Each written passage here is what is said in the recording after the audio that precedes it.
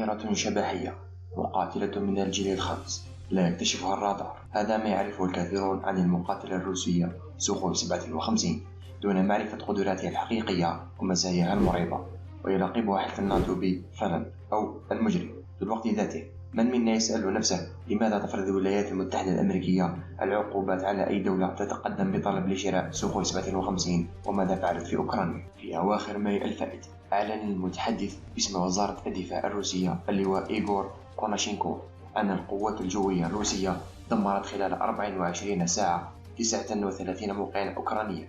أغلب هذه المواقع تحتوي على عتاد لمنظومة دفاع جوي مثل منظومة S-300 BT وS-200 ومنظومات كوب وS-125. وبعد هذه العملية الروسية ظهرت تسجيلات لقمرة طائرة حربية تبين بعد ذلك أنها تعود لسوخوي 57، وقد نجحت بالفعل باختراق الأجواء الأوكرانية المحمية دون أن يتم رصدها أو اعتراضها، حيث نجحت سوخوي 57 في دخول العمق الأوكراني وتدمير رادار منظومة S-300 الموجود على حدود أوكرانيا. وكل هذا حدث دون أن تستطيع رادارات دول حلف الناتو النشطة في رصدها وإسقاطها. في سنة 1979 وفي ظل احتدام التنافس بين الاتحاد السوفيتي وأمريكا خاصة في المجال الجوي، أظهر الاتحاد السوفيتي أقوى مقاتلاته سوخوي 27، وبسبب هذه المقاتلة بدأت القوات الجوية الأمريكية مشروع سمته طائرة السيادة الجوية. وأرادت أمريكا بهذا المشروع صناعة مقاتلة تهزم أي مقاتلة أخرى مهما بلغت قوتها، أي صناعة مقاتلة صالحة لكل الأزمنة، وأن تكون طائرة قادرة على القيام بمعركة شبحية. وتم تشكيل تحالف سنة 1981 من كبرى شركات الطيران، حيث اجتمعت كل من شركة لوكهيد مارتن وشركة بوينغ وجنرال داينامكس، وأثمر هذا التحالف على صناعة أقوى مقاتلة أمريكية حتى الآن، وهي طائرة F-22 رابتور، وهي أول مقاتلة من الجيل الخامس، ومنعت الولايات المتحدة الأمريكية من بيعها لأي بلد خارجي حتى أقرب حلفائها، وهي مزودة برادار قوي جدا وقدرة هائلة على المناورة. وبسبب تصميمها الفريد والذي يجعل بصمتها الرادارية ضعيفة جدا، وتستطيع مقاتلة F-22 رابتور تدمير أهدافها دون الحاجة لدخول منطقة العدو، وتبلغ سرعتها القصوى 2500 كم في الساعة بمدى طيران 3000 كم، ويقدر الخبراء سعرها ب 500 مليون دولار. وبعد أن علم الاتحاد السوفيتي بهذا المشروع، قام مكتب سوخوي سنة 1990 بابتكار نماذج جديدة لتطوير مقاتلة من نفس الجيل، وانتهى بصناعة المقاتلة سوخوي 57 المتطورة والمنافسة الأقوى للأمريكية.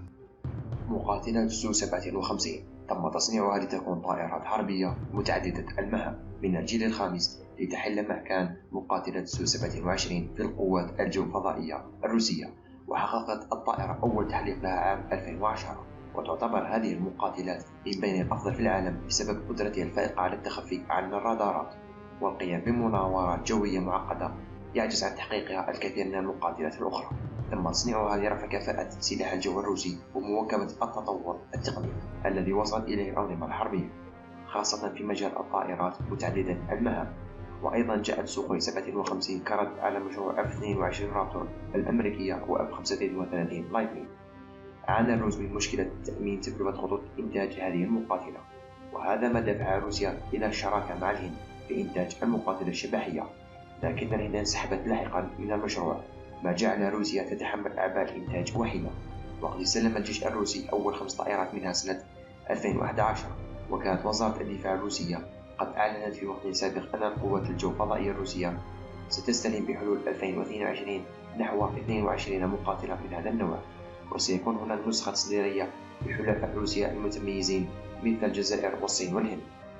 هيكل سو 57 مصنوع من خليط من المعادن المشتتة للحرارة والماصة لموجات الرادار، والتي تجعل درجة حرارة الهيكل متلائمة مع درجة حرارة المحيط، وتصميم الفريد وطيلة الذي يشتت موجات الرادار الإشعاعية، الأمر الذي يجعل أمر اكتشافها ورصدها مهمة صعبة ومعقدة، باستثناء التتبع البصري الذي لا يشكل خطرا مباشرا على الطائرة. هذه الخصائص أتاح لها العمل في جميع الظروف الجوية والتكيف مع جميع المناطق الجغرافية حول العالم. وأما الخصائص التقنية والأنظمة الإلكترونية فلا تزال روسيا تتحفظ عليها وتبقيها سرية. يبلغ طول الشبح الروسي 22 مترا، وارتفاع 6 أمتار، وعرض 14.2 متر. ويبلغ وزنها فارغة 18.5 طن، وعند أقصى حمولة 37 طنا تشمل الوقود والذخائر. تعمل سو 57 بمحركين لم يتم الكشف عن نوعهما إطلاقا، يدفعان الطائرة بسرعة قصوى تبلغ 2600 كم في الساعة، وارتفاع يصل إلى 21,000 متر. تستطيع سو 57 حمل ذخائر داخل هيكلها يتسع ل10 مقذوفات متعددة المهام، مثل قنابل كاب 450 الموجهة بالليزر عالية الدقة. وخارج هيكلها توجد 6 نقاط تعليق لحمل صواريخ جو عالية الدقة والأكثر تقدما في العالم من طراز فامبيل R77، وتمتلك أيضا مدعاً رشاشاً من عيار 30 ملم.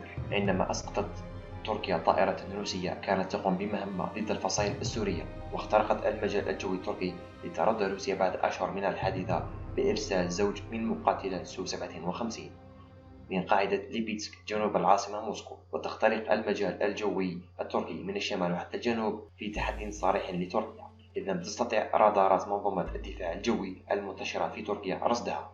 ثم بعدها تقوم الطائرتان بالقيام بهجمات داخل الأراضي السورية، ثم الهبوط في قاعدة حميميم، ثم تعود الطائرتان إلى روسيا.